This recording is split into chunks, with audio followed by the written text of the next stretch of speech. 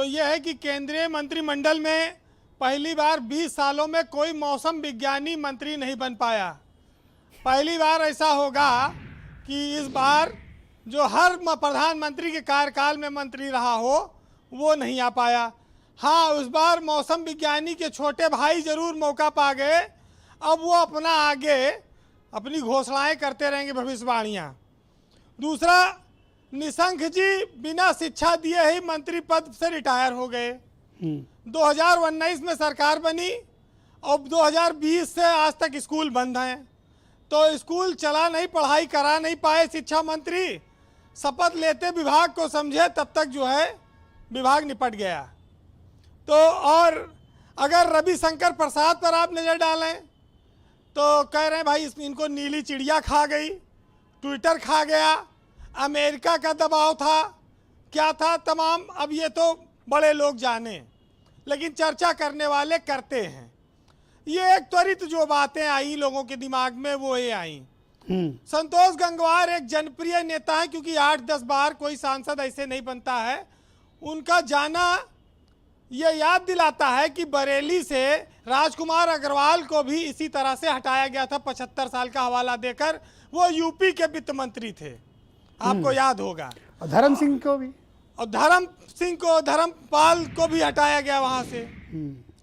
आज बरेली को, आंवला को, ये पूरे इलाके को आप देखिए। वहां से पहले ये आपके पीलीभीत के जो सांसद हैं, उनकी माताजी सुल्तानपुर से सांसद हैं, मेनका, और उनके बेटे, उनको नहीं छुएगी बीजेपी, उनको भी इन लोगों ने किनारे, सांसद रहे बस। हाँ, वरुण गांधी। और ये अब पता नहीं गांधी नाम में लगा इस वजह से या कुछ और। तो बरेली का जो इतिहास रहा और राजनीति में वर्चस्व रहा, केंद्रीय राजनीति में दखल, वो समाप्त हो गया। अब उसको बीजेपी बीएल वर्मा पूरा करना चाहती है। बीएल वर्मा कल्याण सिंह जब राष्ट्रीय क्रांति पार्टी बनाए थे तो उनके साथ थे, वो उनके बहुत खास थे। फिर बाद में बीजेपी में जब वो आए, बीएल वर्मा को उन्होंने टिकट दिलाया और उसके बाद बीएल वर्मा को उन्होंने राज्य मंत्री बनाया, समाज कल्याण निर्माण निगम का अध्यक्ष बनाया था उत्तर प्रदेश में।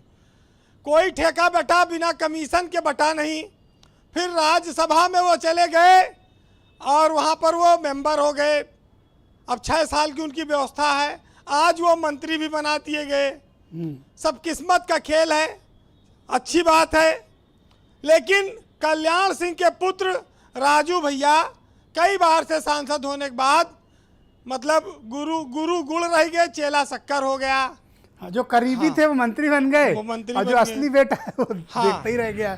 अब दूसरी बात आती है, आपने बात कही और संजय चौधरी जी भी बैठे। संजय जी को मैं बहुत सालों से जानता हूँ कि योग्यता या जातिवाद, और उसके आगे एक लाइन जोड़ लीजिए, परिवारवाद। लखनऊ की दोनों सीटें खुशकिस्मत हैं, उनको केंद्र में दोनों के सीटों पे लोकसभा के जो सांसद हैं वो मंत्री हैं। उनके घरों में दोनों के, एक की पत्नी विधायक है, एक का बेटा विधायक है। बीजेपी में ये सब चलता नहीं है, लेकिन जिला पंचायत अध्यक्ष और ब्लॉक प्रमुख चुनाव के लिए छोड़ना पड़ा, परिवारवाद को भी महत्व देना पड़ा। तमाम सारे अपनी सुविधा के हिसाब से परिभाषाएं हैं और उसको गढ़ने में कोई बात नहीं है। लेकिन एक चर्चा और आई कि भाई बंगाल में काम खत्म हो गया तो वहाँ के मंत्रियों को भी हटा दिया। तो ये दो बातें हैं, बंगाल में मंत्रियों का भी काम खत्म हुआ और पिंजड़े के तोते का भी काम खत्म हुआ। अब इन दोनों ने उत्तर प्रदेश की ओर रुख किया है। मंत्री भी खूब बन रहे हैं और तोता भी खूब आ रहा है। अब तमाम रिवर फ्रंट से लेके तमाम चीज़ें खुलती रहेंगी। तो ये तो बड़ा अद्भुत संयोग है और अच्छा है। लेकिन इस संयोग को हम और अच्छा मानेंगे जैसे मोदी जी का अनुसरण योगी जी करते हैं उत्तर प्रदेश में। ये एकदम पक्का जान लीजिए। कैसे? अब हर्षवर्धन गए हैं तो अब खैर है नहीं, यहाँ भी कुछ ना कुछ चमत्कार होगा। क्यों गरीबों पे सितम ढा रहे हो? उन गरीबों पे क्या गलती? योगी काम करे टीम 9 टीम 11 प्रधानमंत्री, और आप लोग पीछे पड़ गए जयप्रताप और सुरेश खन्ना के। भाई हम तो अब इस उम्र में कहाँ जाएंगे वो? हम तो देखिए जो बात है वो जो अनुभव से सीखा है, जो बातें हैं। लेकिन आज या जब भी कोई मंत्रिमंडल बनता है पिछले 10-20 सालों में, इस देश में आर्यों ने राज किया, मुगलों ने राज किया, अंग्रेजों ने किया, लोकतंत्र भी आया। लेकिन एक ऐसा दौर था जब राजा बहुत कुशल होते थे, बुद्धिमान होते थे, और वो मंत्री उन्हें बनाते थे जो बेहद बुद्धिमान और अच्छी सलाह उन्हें देते थे। लेकिन आज का जो दौर है, क्या ऐसा राजा ऐसे मंत्रिमंडल बनाता है या पसंद करता है, या कुछ और? उसके आगे बहुत सारी बातें उन पर नहीं कहा जा सकता। अरे कैबिनेट मीटिंगों में इन लोगों की आवाजें नहीं निकलती हैं। अब कौन मंत्री है उत्तर प्रदेश में जो कैबिनेट की मीटिंग में आवाज उठा पाए? एक की आवाज नहीं निकलती, घिघी बंधी रहती है इन लोगों तो की। जब राजा जैसे मंत्री पसंद करेगा अपनी कैबिनेट में, उसी तरह के मंत्री रहेंगे, नहीं तो उनको जाना पड़ेगा। लेकिन आज देश के प्रधानमंत्री नरेंद्र मोदी की एक चीज़ के लिए तारीफ करनी पड़ेगी, और साहस की भी, कि उन्होंने जिस तरह से मंत्रियों से इस्तीफे लिए।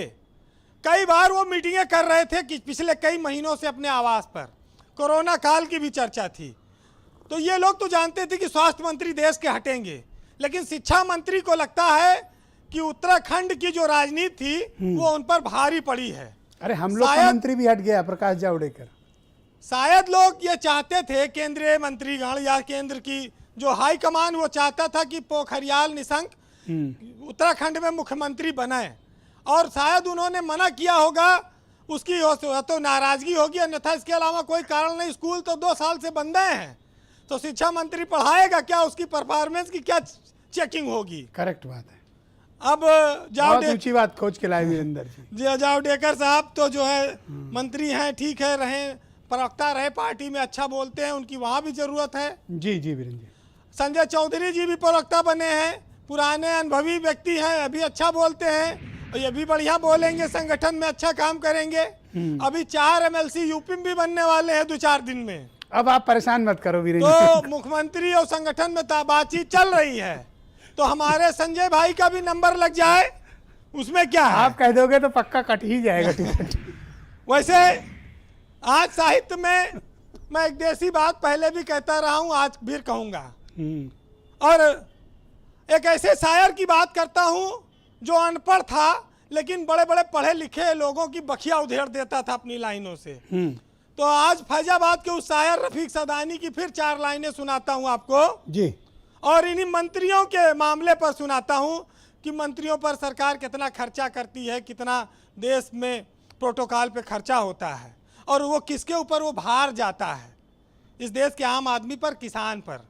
सुनिएगा कि पाखंडी रहे छाँव माँ और घामे में जरी हम, और जलपान करें नेता भुगतान करी हम, और भारत के किसानन के दुर्भाग्य तनी देखो कि गेहूं का धरे दिल्ली और भूसा का धरी हम।